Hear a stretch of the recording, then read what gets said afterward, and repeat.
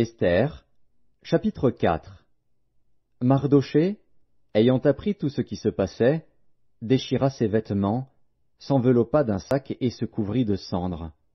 Puis il alla au milieu de la ville en poussant avec force des cris amers, et se rendit jusqu'à la porte du roi, dont l'entrée était interdite à toute personne revêtue d'un sac.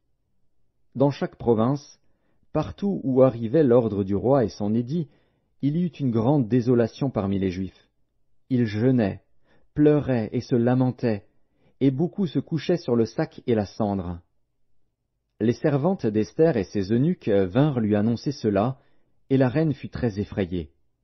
Elle envoya des vêtements à Mardochée pour le couvrir et lui faire ôter son sac, mais il ne les accepta pas.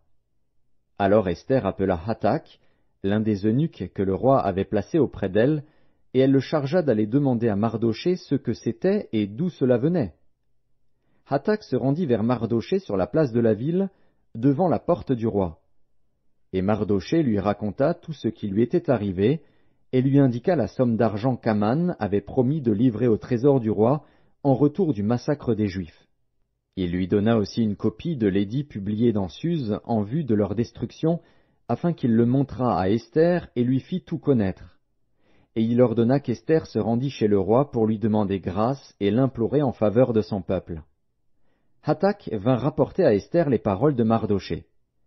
Esther chargea Hathak d'aller dire à Mardochée: « Tous les serviteurs du roi et le peuple des provinces du roi savent qu'il existe une loi portant peine de mort contre quiconque, homme ou femme, entre chez le roi, dans la cour intérieure, sans avoir été appelé. Celui-là seul a la vie sauve, à qui le roi tend le sceptre d'or. Et moi, je n'ai point été appelé auprès du roi depuis 30 jours. » Lorsque les paroles d'Esther eurent été rapportées à Mardochée, Mardochée fit répondre à Esther: « Ne t'imagine pas que tu échapperas seul d'entre tous les Juifs, parce que tu es dans la maison du roi.